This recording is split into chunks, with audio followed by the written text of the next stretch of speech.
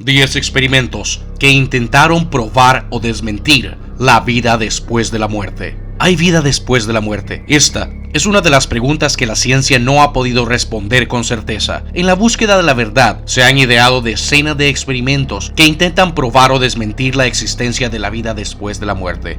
Algunos son extraños y hasta aterradores. Hoy vamos a conocer solo 10 de estos experimentos. Ahora, a lo que venimos. Número 10. Psicofonías. Las psicofonías son un acontecimiento misterioso en el que la voz humana se escucha desde una fuente desconocida. Muchas veces se escuchan en cintas de grabación, en el ruido de la estación de radio y otros medios electrónicos. Muy a menudo, las psicofonías son capturadas en cintas de audio. Las voces misteriosas no son escuchadas en el momento de la grabación. Es solo cuando la cinta se reproduce que las voces son escuchadas. Número 9. El experimento de los recién difuntos. En 1907, el Dr. Duncan McDougall, de Haverhill, Massachusetts, colocó a 6 pacientes terminales en una cama especialmente diseñada, construida con una escala, y se les pesó antes y después de que tomaran su último aliento. Con base en los resultados del experimento, los pacientes perdieron aproximadamente 3.4 onzas, lo que equivale a 21.3 gramos, en el momento de morir. McDougall también midió 15 perros en circunstancias similares e informó los resultados como negativos, sin cambio percibido en su peso. Él tomó estos resultados como una confirmación de que el alma humana tiene peso y que los perros no tienen almas. Los experimentos de McDougall se publicaron en el New York Times y en algunas revistas médicas. Número 8. El casco de Dios. Se refiere a un experimento controversial en neuroteología de Michael Persinger. Cuando un casco de moto modificado se coloca en la cabeza de sujetos, los campos magnéticos empiezan a estimular el cerebro. Persinger afirma que las experiencias cercanas a la muerte, tales como luces brillantes, la presencia de Dios y ver a los parientes muertos, se pueden reproducir. Richard Dawkins, quien es conocido por sus opiniones ateas y críticas a la religión, se ofreció para poner a prueba el dispositivo de Persinger. Después, admitió en la BBC que estaba muy decepcionado de que no experimentó la comunión con el universo o alguna otra sensación espiritual. También hay que señalar que el casco también fue probado por una persona que experimentó previamente una experiencia cercana a la muerte y los resultados no duplicaron la misma sensación. Persinger afirma que al menos 80% de sus pacientes, de sus participantes, experimentaron una presencia junto a ellos en la sala, que diversamente dicen se siente como Dios o alguien que sabía que había muerto. Número 7. El experimento de Philip se llevó a cabo en la década de 1970 por el Centro de Investigación Psíquica de Toronto. El propósito del experimento era ver si podían crear o manifestar a un fantasma a través de los esfuerzos de un grupo de concentración. Nombraron al fantasma Philip y le dieron una personalidad y un fondo completo. Incluso le dibujaron un retrato para hacer la historia más real. Los 8 miembros en el grupo también memorizaron la biografía ficticia y estudiaron el periodo en el que se suponía Philip había vivido. Las sesiones de espiritismo probaron nada durante muchos meses, hasta 1973, cuando Philip comenzó a comunicarse. Llegó por primera vez a través de un golpe sólido en la mesa. En los meses siguientes, el grupo describió que cuando las preguntas y el uso de un golpe, como sí y 2, como no, en realidad les permitía tener una conversación inteligente con su fantasma. El experimento tuvo un final extraño cuando uno de los miembros del grupo rompió filas y dijo en voz alta, en una respuesta a Philip: "Nosotros te inventamos, ¿sabes?". A partir de ese momento, todas las comunicaciones se detuvieron. Una vez que negaron su existencia, Philip dejó de existir.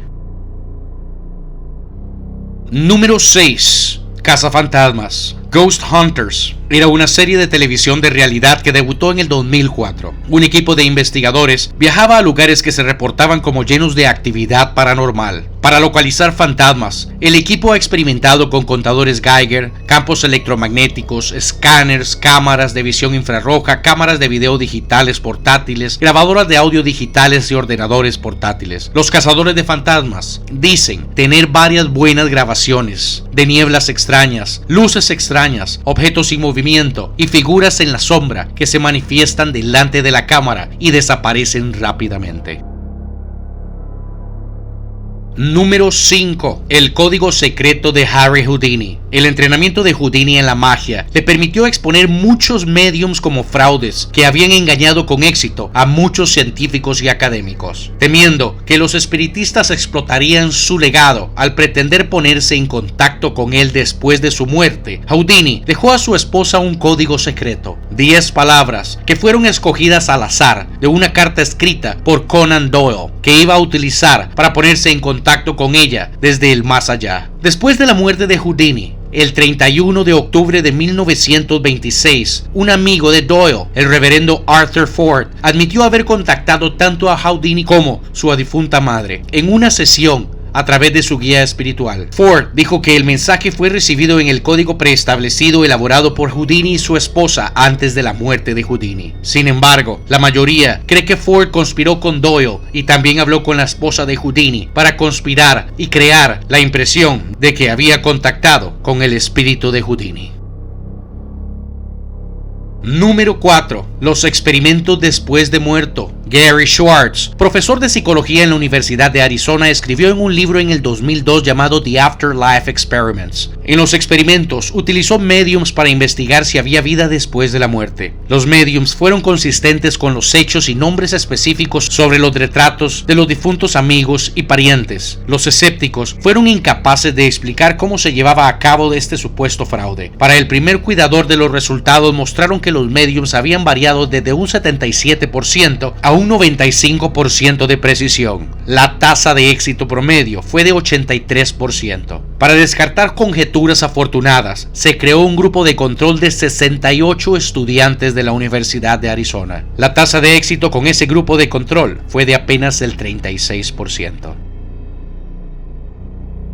Número 3. Los experimentos de Sir William Crookes. Sir William Crookes fue un químico y físico inglés que asistió al Royal College of Chemistry en Londres. Uno de los logros de Crookes fue el llamado tubo de Crookes, que llevaría al descubrimiento de los rayos catódicos, rayos X y el electrón. Crookes había desarrollado un interés por el espiritismo, posiblemente por la prematura muerte de su hermano menor en 1867, a los 21 años de edad. En 1870, Crookes decidió que la ciencia debería de experimentar con los fenómenos asociados con el espiritismo. Las condiciones que impuso a los mediums fueron las siguientes: deben de estar en mi propia casa y con mi propia selección de amigos y espectadores, bajo mis propias condiciones. Entre los fenómenos que dijo fue testigo eran el movimiento de los cuerpos a distancia, los cambios de peso de los cuerpos, la levitación, la apariencia de objetos luminosos, la aparición de figuras fantasmales y la aparición de escritura. Su informe sobre esta investigación en 1874 llegó a la conclusión de que estos fenómenos no se pueden explicar y que investigación adicional sería útil. La mayoría de los científicos estaban convencidos que el espiritismo era fraudulento y el informe final de Crookes era ultrajante para la comunidad científica. Incluso se hablaba de privarlo de su membresía de la Royal Society. Número 2. Los experimentos de reencarnación. El psicólogo australiano Peter Ramster hizo un documental en 1983 llamado Los experimentos de reencarnación. Durante los experimentos, encontró evidencia muy convincente sobre vidas pasadas. Una de las personas que aparece en la película se acordó de una vida durante la Revolución Francesa, cuando bajo trance ella hablaba en francés sin ningún acento, entendió y respondió a las preguntas en francés e inclusive conocía los nombres de calles que habían cambiado y que eran reconocibles apenas en mapas antiguos. El mismo general George S. Patton era un firme creyente en la reencarnación y muchas veces afirmó haber visto vívidas visiones realistas de sus antepasados. También creía que era una reencarnación del general cartaginés Aníbal. Número 1.